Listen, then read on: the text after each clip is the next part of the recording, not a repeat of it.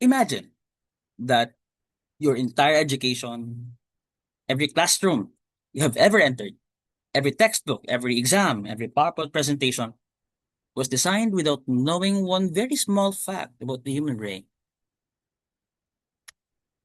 A fact so simple that once you hear it, you will begin seeing bad teaching everywhere.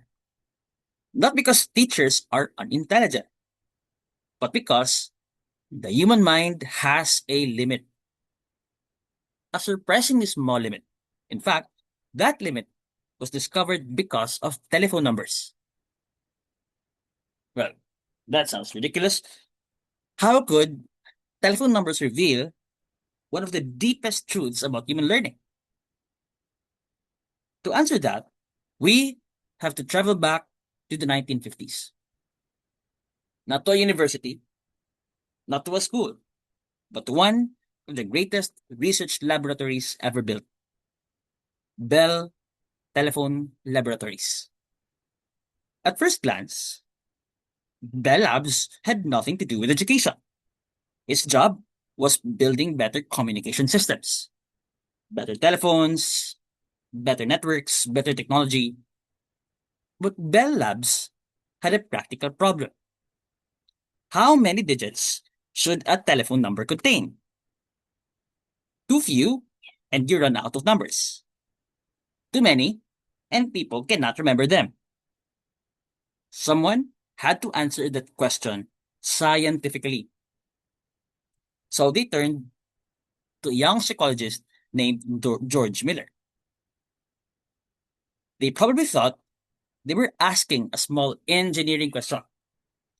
Instead, they accidentally launched modern cognitive psychology.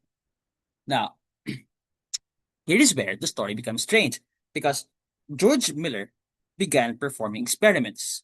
He was not interested merely in telephone numbers. He became fascinated by something much, much deeper. How much information can a human being actually hold in mind at one moment? Not over a lifetime, not over a day, not even over a minute, but right now, at this exact instant. How much can consciousness carry before it begins to collapse? The answer definitely shocked him. And strangely enough, the same number kept appearing again and again and again. So often that Miller opened one of the most famous papers in psychology with a confession. Listen carefully to these words because they're among the greatest openings ever written in scientific literature. Quote, my problem is that I have been persecuted by an integer. End quote. Not a person, not an illness, not an idea, an integer, a number. He has been persecuted by an integer. He continues, quote, for 7 years, this number has followed me around, has intruded into my most private data, and has assaulted me from the pages of our most public journals, end quote. Imagine writing that today. A scientist essentially saying, I keep saying the same number everywhere. It almost sounds like the beginning of a detective novel, or perhaps the confession of someone losing his mind. Miller even jokes about this. He says, perhaps I'm suffering from delusions of persecution. That sentence is actually very, very brilliant because it introduces the central mystery. Is the number real? Or is his brain inventing the patterns? Is the number, which reappears again and again, just a product of his imagination? Or is it a concrete fact about how the human brain works? Before we revisit that question, let's just first step back to ask what was the number? Okay. The number is simply 7. Not exactly 7, sometimes 5, sometimes 6, sometimes 8, and sometimes 9, but always roughly 7. People could reliably distinguish around 7 tones, around 7 loudness levels, around 7 positions, and around 7 items held in immediate memory.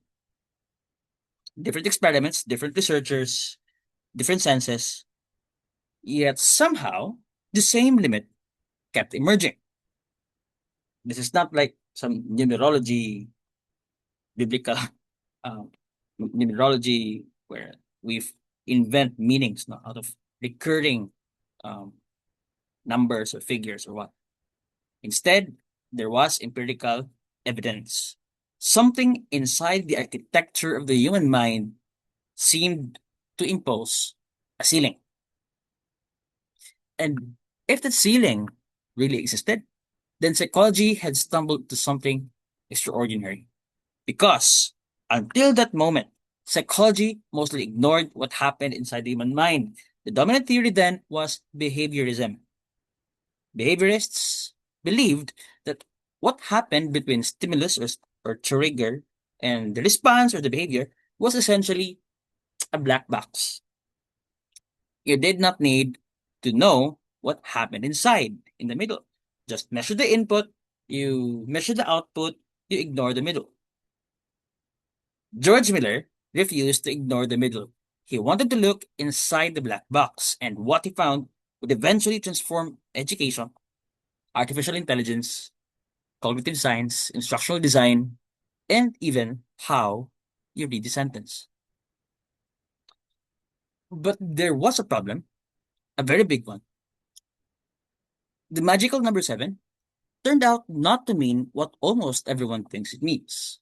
And once Miller realized that, he discovered one of the most powerful ideas in all of learning, an idea called chunking, which we'll talk about in the next video.